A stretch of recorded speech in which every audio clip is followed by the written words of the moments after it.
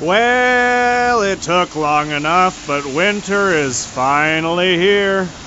Now, for me, that's not a big deal because I can layer up. I've got a jacket on that keeps me nice and warm. That works for me because I produce body heat. I'm endothermic. But reptiles like Milo, Malari, and Sheldon are ectothermic and they can't produce body heat of their own. So they have their heat lamps, and that keeps them nice and warm.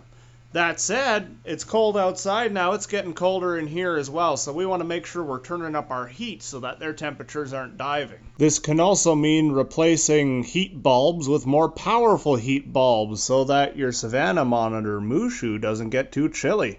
Because no matter how much I turn up the furnace in here, the ground temperature still stays a little chilly. Our average ground temperature here in the Fraser Valley is 52 some odd degrees Fahrenheit. So I want to make sure I've got enough heat going in this enclosure to keep the little fella warm.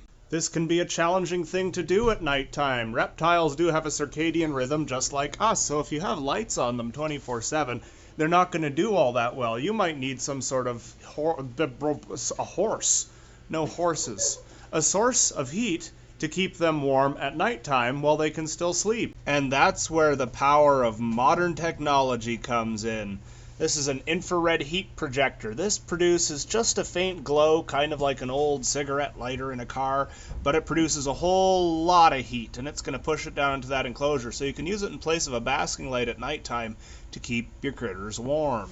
Ceramic heat emitters do the same thing, albeit a little bit less efficiently. Or I suppose if you're a farmer and you're in a pinch and you don't have access to ceramic heat emitters, you could use a horse.